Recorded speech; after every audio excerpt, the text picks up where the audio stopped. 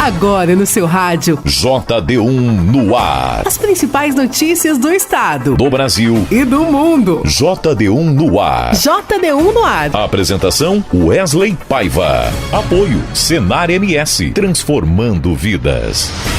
Olá, sexta-feira, dia 2 de fevereiro de 2024. A partir de agora, eu, Wesley Paiva, apresento o JD1 no ar com as principais notícias aqui do estado, do Brasil e do mundo. Essa é uma iniciativa do JD1 Notícias em parceria com 32 emissoras de rádios FM em Mato Grosso do Sul e conta com o apoio do Senar MS Transformando Vidas. E vamos conferir os principais destaques desta sexta.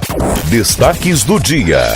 Mato Grosso do Sul é o primeiro estado a ser contemplado no retorno do Minha Casa Minha Vida. Combate à dengue. Vacinas contra a doença começam a ser distribuídas na próxima semana para estados e municípios selecionados. Policial penal fica ferido em assalto. Reage e atira contra bandido em Ponta Porã. Mulheres vítimas de violência doméstica poderão ter prioridade no ProUni e no FIES. E um projeto do senador Nelsinho Trade prevê leito separado em hospitais para mães que vivenciam luto no pós-parto. Está no ar. JD1 no ar. JD1 no ar. Vamos conferir como fica o tempo e o clima nesta sexta-feira. Do Clima Tempo Nacional fala Luísa Cardoso. JD1 no ar. Previsão do tempo.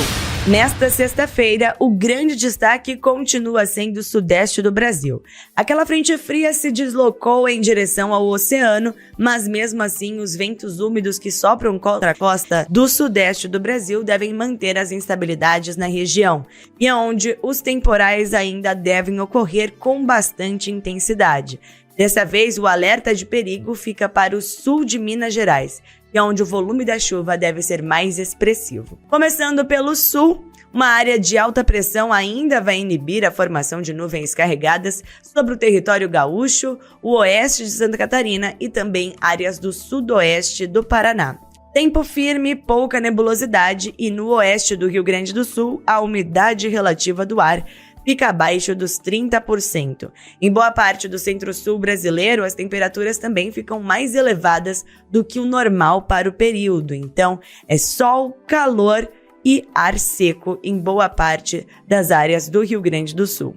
No sudeste do Brasil, que é onde o volume acumulado nesta sexta é mais expressivo, especialmente no sul de Minas Gerais, há chance de transtornos. Enchentes, alagamentos, até mesmo deslizamentos de terra, porque o solo já está saturado. Na capital paulista, áreas do interior do estado de São Paulo, Triângulo Mineiro, a região também de BH, a chuva acontece essencialmente a partir do período da tarde e também tem chance de transtornos, porque o volume acumulado é alto. A região do centro-oeste do Brasil, principalmente Campo Grande, deve ter sol pela manhã. As nuvens começam a se juntar e as pancadas de chuva também devem chegar a partir do período vespertino, assim como boa parte de Goiás, áreas do leste de Mato Grosso, mas a região do noroeste mato-grossense deve ter muita nebulosidade e chance de chuva já desde o início do dia. A única região que não chove no centro-oeste é o sul de Mato Grosso do Sul. Inclusive, Ponta Porã deve ter essas altas temperaturas e uma condição de tempo firme. Falando nas temperaturas, ainda teremos muito calor no meio da tarde em áreas de Manaus, máxima de 30 graus, 33 também em Cuiabá, 29 no Rio de Janeiro, 32 em Porto Alegre e, além disso, as temperaturas na capital paulista voltam a se elevar um pouco mais ao longo do final de semana. Domingo tem máxima de 29 graus. Em Brasília, a temperatura segue ainda baixa no amanhecer e também não sobe tanto até o meio da tarde nesta sexta-feira, mas no sábado esquenta um pouquinho mais. Máxima de 28 são esperados. JD1 no ar. Agro. Vamos conferir agora as principais cotações do mercado agropecuário, começando com a arroba do boi gordo, que hoje está cotado a R$ 224,50. A arroba da vaca gorda hoje está cotado a R$ 210. Já o milho seco saca 60 quilos, cotado a R$ 47. E a soja em grãos também saca 60 quilos, cotado a R$ 97,50. Essas foram as principais cotações do mercado agropecuário noticiário de hoje, sexta-feira. JD1 no ar.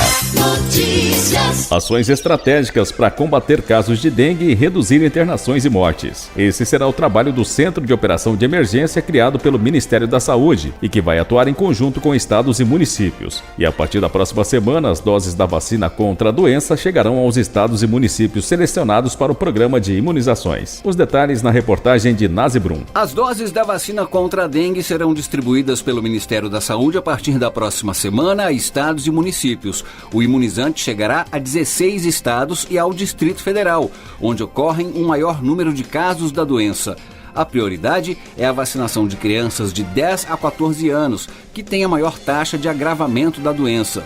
Segundo a ministra da Saúde, Nízia Trindade, cada município será responsável pela organização da vacinação. A partir do momento dessa distribuição, dessa chegada aos municípios, eles organizam a sua vacinação e podem vacinar dentro daquela faixa que nós já definimos, entre 10 e 14 anos, para os municípios que foram priorizados. Em reunião com gestores de saúde de estados e municípios, o Ministério da Saúde anunciou a criação do Centro de Operações de Emergência contra a Dengue. O COI vai elaborar as estratégias para o controle e redução de casos graves e óbitos e, além da dengue, vai monitorar também casos de chikungunya. As ações serão elaboradas em conjunto pelo Ministério da Saúde, estados e municípios. E o COI poderá contar com a participação de outros ministérios em ações para eliminação dos focos do mosquito. No encontro, a ministra da Saúde, Nízia Trindade, falou da preocupação com a volta às aulas em todo o país e fez um chamamento para que a população redobre os cuidados com a dengue. Vamos combater esses focos de mosquito, teremos o início das aulas, então estamos agindo, o governo federal como um todo, com essa mensagem para que haja a prevenção em toda a sociedade. Desde o ano passado, o governo federal vem adotando uma série de medidas para combater a dengue. Repassou 256 milhões de reais a estados e municípios para ações de enfrentamento à doença. Também foram qualificados 12 mil profissionais de saúde, entre médicos e enfermeiros. O Ministério também normalizou os estoques de inseticidas e larvicidas nas secretarias estaduais e municipais de saúde. Reportagem Nazi Brum. JD1 no ar. JD1 no ar. Um dos primeiros projetos apresentados em 2024 no Senado garante leito separado às mães que vivenciam o luto no pós-parto. A intenção é garantir um atendimento humanizado tanto na rede pública quanto na rede privada de saúde. Reportagem Júlia Lopes. A humanização na assistência hospitalar às mães que vivenciaram o óbito fetal poderá virar lei. O objetivo de um projeto apresentado recentemente no Senado é garantir que as unidades da rede pública e privada de saúde de todo o Brasil assegurem a essas mulheres uma ala ou um leito separado das demais gestantes na maternidade, com assistência apropriada para garantir a saúde mental e a dignidade às mulheres que acabaram de passar por um momento traumático de sua vida, a perda do filho. O autor do projeto é o senador Nelsinho Trade, do PSD de Mato Grosso do Sul, que é médico. Ela não deve ficar no mesmo ambiente daquela mãe que teve a graça de ter tido um parto dentro da normalidade e está com seu filho saudável nos braços. Até para a recuperação pronta dessa mãe que perdeu o seu filho, há necessidade do isolamento para que se possa ter o acompanhamento médico e psicológico adequado. A proposta aguarda distribuição para as comissões no Senado. Quer saber como duas letrinhas viram notícias no seu WhatsApp? Facinho, facinho. É só mandar um simples oi para o JD1 981 35 98 88. Nossa, até o nome não é fácil de lembrar. Cadastre 981 35 98 88 no seu WhatsApp e escreva apenas Oi. As principais notícias de Mato Grosso do Sul, do Brasil e do mundo bem aí. Na palma da sua mão. Deu oi, virou notícia. JD1Noticias.com. JD1Noticias.com. JD1Noticias.com. A notícia no seu celular. Agora da nossa central de jornalismo, a repórter Sara Chaves tem mais notícias que estão em destaque no portal JD1. Olá, ouvintes ouvintes do JD1 no ar. Um policial penal de 51 anos e uma mulher que o acompanhava foram alvos de disparos de arma de fogo durante uma tentativa de assalto na madrugada desta sexta-feira no centro de Ponta Porã. Segundo informações do boletim de ocorrência, o policial estava saindo de casa quando foi abordado pelos dois ladrões. Um dos criminosos atirou contra a perna da mulher que estava com o servidor e depois disparou contra o rosto e a perna do agente de segurança. Mesmo ferido, o policial conseguiu reagir e atirou contra os dois ladrões. O que estava na garupa da motocicleta foi identificado como sendo paraguaio Jorge Davi e foi atingido e contido pela vítima. O suspeito foi encaminhado sob escolta para o hospital regional. O policial e a mulher que estava com ele também receberam atendimento médico e estão fora de perigo. E um rapaz de 20 anos foi esfaqueado e socorrido em estado grave após tentar ajudar uma mulher vítima de violência doméstica na madrugada de quarta-feira no bairro JK, em Três Lagoas. De acordo com o portal RCN 67, a polícia militar foi acionada no local e encontrou a mulher na lateral da rua com o rosto ensanguentado ao lado do homem que também estava caído, ferido por uma faca. A vítima relatou aos policiais que vem sofrendo ameaças constantes do ex-namorado, que não aceita o término do relacionamento. Durante a madrugada, o suspeito foi atrás dela e começou a agredi-la. Nesse momento, o jovem de 20 anos tentou intervir, mas acabou esfaqueado na cabeça, pescoço e nas costas. O suspeito fugiu e as vítimas foram encaminhadas para o hospital. O caso foi registrado na DEPAC de Três Lagoas como tentativa de homicídio, lesão corporal e será investigado pela primeira delegacia de Polícia Civil da cidade. Mato Grosso do Sul foi o primeiro estado a ser contemplado na nova edição do programa Minha Casa Minha Vida, que prevê a construção de 194 moradias no estado, a partir da parceria firmada com o Ministério das Cidades. Serão destinadas 134 moradias ao residencial Água Azul em Iviema e mais 60 para o conjunto residencial Jardim Antártica em Campo Grande, direcionadas às famílias com renda de até R$ 2.640. A diretora-presidente da AGEAB, Maria Carmo Avessani, explicou que as inscrições para as moradias em Iviema devem ser feitas no município, enquanto que na capital podem ser feitas por meio da Agência Municipal de Habitação ou nos postos de atendimento fácil da AGEAB. O Ministério das Cidades irá publicar algumas regras do processo de seleção. Nesta edição do Minha Casa Minha Vida, as famílias que ganham Bolsa Família ou que têm BPC não irão pagar prestação. A casa vai ter custo zero. Sara Chaves para o JD1 no ar. JD1 no ar. Apoio Senar MS, transformando vidas. Na abertura do ano judiciário, o presidente do STF, ministro Luiz Roberto Barroso, destacou a harmonia entre os poderes e fez balanço de projetos. Repórter Neto Costa. No discurso, o presidente do Supremo Tribunal Federal, ministro Luiz Roberto Barroso, destacou importantes projetos do STF e do CNJ, como a publicação do edital do primeiro Exame Nacional da Magistratura.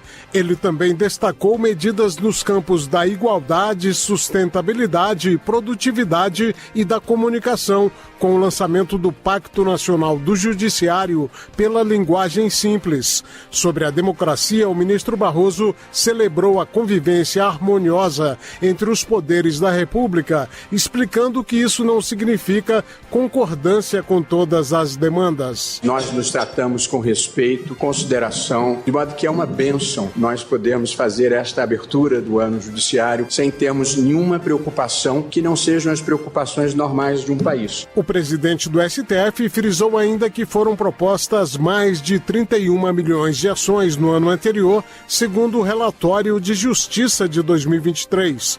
Apesar da alta demanda, a produtividade do judiciário aumentou em 10%. JD1 no ar. Esporte. E da nossa redação esportiva, Dinil Almeida tem as últimas notícias do futebol.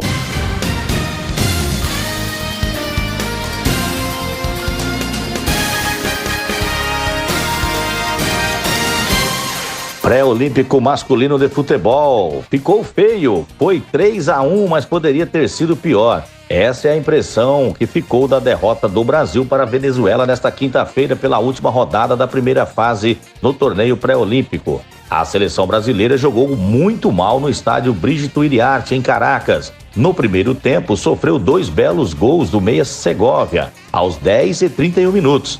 Antes de esboçar uma reação, houve o gol contra de Riquelme aos 9 minutos do segundo tempo. Alexander descontou nos últimos minutos com um belo gol. O primeiro tempo do Brasil foi muito ruim, faltou iniciativa e marcação melhor. A Venezuela criou 8 finalizações e acertou a meta adversária 5 vezes. A seleção brasileira não conseguiu chutar no gol uma vez sequer em pouco mais de 45 minutos. Os 2-0 parcial poderia ter sido ainda pior, caso o goleiro Matheus Donelli não tivesse feito pelo menos 2 grandes defesas. Na entrevista coletiva, após a vitória sobre o Equador, o técnico Ramon Menezes prometera um time muito forte para esse jogo contra a Venezuela. O treinador da seleção brasileira optou por começar a partida com uma equipe quase toda reserva. Não deu certo e a atuação pouco melhorou, mesmo com a entrada de Hendrick, Marlon Gomes, Kelvin e Alexander, esse último autor do gol de honra. Apesar da derrota, o Brasil terminou a primeira fase do pré-olímpico em primeiro lugar do Grupo A, com 9 pontos em 4 jogos. A vitória da Venezuela a garantiu no quadrangular final. Os classificados do Grupo B foram Argentina e Paraguai. A próxima etapa da competição começa na segunda-feira. Além de Brasil e Venezuela, entraram em campo também Bolívia e Colômbia. A Bolívia venceu a Colômbia por 2-0. E hoje entra em campo Chile enfrentando o Paraguai e Argentina enfrentando o Uruguai. Resultados dos campeonatos estaduais. O Campeonato Paulista ontem teve Botafogo 1, Santo André 0, Inter de Limeira 2, São Bernardo 0, Novo Horizontino 2, Ituano 0. Pelo Campeonato Carioca, Madureira 3, Boa Vista 0, Volta Redonda 2, Audax 0. O Fluminense goleou o Bangu por 4-1 depois de um belo gol do Bangu de cobertura sobre Fábio. Pelo Campeonato Gaúcho, Santa Cruz empatou com o São José 1-1. Pelo Campeonato Catarinense, o Figueirense venceu o Concórdia por 2-0 e o Hercílio Luz empatou com o Joinville em 1-1. Campeonato Cearense, o Ceará goleou o Atlético por 6-0. Campeonato Goiano, o Atlético Goianiense venceu o Anápolis por 2-1. Campeonato Mato Grossense, o Cuiabá venceu o Luverdense por 2-1 e o Primavera ficou no empate com o Operário de Várzea Grande. Supercopa do Brasil, Palmeiras e São Paulo, neste domingo, lá no Mineirão. O futebol brasileiro voltará seus olhos para o Mineirão na tarde do próximo domingo. O Gigante da Pampulha será o palco da decisão da Supercopa do Brasil, que reúne Palmeiras, campeão brasileiro, com o São Paulo, atual dono da Copa do Brasil, em duelo cada vez mais tradicional no nosso calendário. É clássico e vale taça. Eu sou o Dininho Almeida e esses foram os destaques esportivos do JD1 no ar. JD1 no ar, direto de Brasília. Mulheres vítimas de violência doméstica poderão ter prioridade no ProUni no FIES. A reportagem é de José Carlos Oliveira. Propostas aprovadas na Comissão de Defesa dos Direitos da Mulher priorizam vítimas de violência doméstica na concessão de bolsas integrais de estudo dentro do ProUni, o programa Universidade para Todos, e no FIES, Fundo de Financiamento Estudantil. No caso do ProUni, um dos projetos de lei aumenta para 2 salários mínimos e meio o limite de renda familiar mensal para a concessão da bolsa integral. Atualmente, esse limite está em 1 salário mínimo e meio. Além das vítimas de violência doméstica, o benefício também poderá ser estendido às responsáveis por família monoparental, ou seja, às mães solos. As propostas partiram da deputada Rogéria Santos, do Republicanos da Bahia.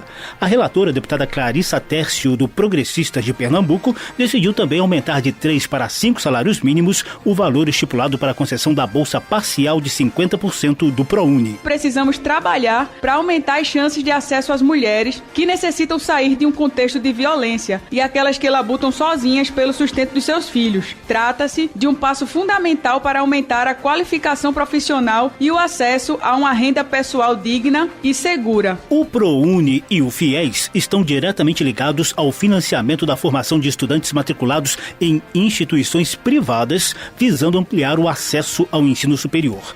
Clarissa Tércio cita dados da Organização Mundial de Saúde para reforçar os argumentos de que a graduação graduação universitária é instrumento de independência financeira para as vítimas de violência doméstica. Segundo estimativas da OMS, cerca de 35% das mulheres no mundo já foram violentadas física ou sexualmente durante suas vidas. A maior parte dessa violência é cometida por parceiros íntimos. Há de se destacar que a dependência econômica pode ser um obstáculo à denúncia de violações, ou seja, quanto maior a dependência financeira da mulher em relação ao marido, mais elevada a probabilidade de manter-se no relacionamento abusivo sem reportar o comportamento violento do parceiro. A proposta aprovada pela Comissão de Defesa dos Direitos da Mulher ainda vai passar pela análise das comissões de Educação, Finanças e Tributação e Constituição e Justiça. De Brasília, José Carlos Oliveira. O plenário da Câmara pode votar em breve o projeto que cria incentivos para a indústria nacional de produtos de saúde. Mais detalhes na reportagem de Antônio Vital. Está pronto para ser votado no plenário da Câmara projeto que prevê incentivos para a produção nacional de equipamentos médicos e hospitalares. A proposta cria as empresas estratégicas de saúde que terão preferência nas compras públicas e regime tributário diferenciado, ou seja, vão pagar menos impostos. O objetivo é garantir mais autonomia ao país na produção de materiais, medicamentos e insumos de saúde. O modelo é parecido com o adotado pela Estratégia Nacional de Defesa, em que fabricantes nacionais recebem benefícios fiscais. A ideia é incentivar as indústrias nacionais que investem em pesquisa e produção desses itens essenciais ao sistema de saúde. Além de pagar menos impostos e terem preferência nas compras públicas, essas empresas poderão contar com linhas de financiamento e outras vantagens. O autor da proposta, o deputado Dr. Luizinho, do PP do Rio de Janeiro, disse que a pandemia de Covid-19 deixou clara a necessidade de uma indústria nacional desses produtos. Foi um projeto que nós elaboramos ainda durante a pandemia, com o objetivo que o país possa ter no seu território, com a produção nacional, independência na produção de insumos, materiais e medicamentos. O Sistema Único de Saúde é o maior comprador de saúde do mundo. Não tem cabimento um país que faz o maior volume de aquisições ainda tenha dependência internacional. Não é possível que nós, quando tenhamos uma necessidade, precisamos comprar máscaras da China, insumos e medicamentos da Índia. Em 2021, em plena pandemia, uma subcomissão da Comissão de Seguridade Social e Saúde da Câmara defendeu a aprovação do projeto, além de outras medidas para reduzir a dependência brasileira de insumos estrangeiros na produção de remédios, vacinas e outros produtos. Atualmente, mais de 90% dos ingredientes farmacêuticos ativos usados pela indústria brasileira são importados. Entre outras medidas, a subcomissão recomendou ao governo a reativação do Grupo Executivo do Complexo Industrial da Saúde, criado em 2008 e extinto em 2019, além da elaboração de planos plurianuais de fortalecimento do complexo industrial e estratégias de proteção da concorrência. O projeto ganhou regime de urgência no ano passado, o que faz com que possa ser votado diretamente no plenário sem passar pelas comissões da Câmara. A liderança do governo defendeu a urgência, mas apontou a necessidade de aperfeiçoar a proposta, como disse o deputado Merlong Solano, do PT do Piauí. Embora queiramos discutir quanto ao mérito, aperfeiçoamento da matéria, somos favoráveis à urgência porque entendemos estratégica a discussão. Incentivar a indústria brasileira de insumos, de equipamentos de saúde, de medicamentos, é um objetivo nacional de grande importância, como ficou muito claro durante a pandemia, quando o Brasil muitas vezes dependeu do fornecimento até de equipamentos simples. Ainda não há data para votação do projeto que prevê incentivos para a produção nacional de equipamentos médicos e hospitalares. De Brasília, Antônio Vital. Com a apresentação de Wesley Paiva, termina aqui o JDU no Ar de hoje, sexta-feira, dia 2 de fevereiro de 2024. O JDU no Ar é uma iniciativa do JDU Notícias em parceria com 32 emissoras de rádios FM em Mato Grosso do Sul e tem o apoio do Senar MS. Para você ouvir novamente essa edição em podcast ou ainda acompanhar outras notícias do estado, do Brasil e do mundo, acesse o nosso portal www.jdunoticias.com. Uma boa sexta e um excelente final de semana a todos e até segunda. Você ouviu as principais notícias do estado, do Brasil e do mundo. JDU no Ar. Apoio Senar MS, transformando vidas.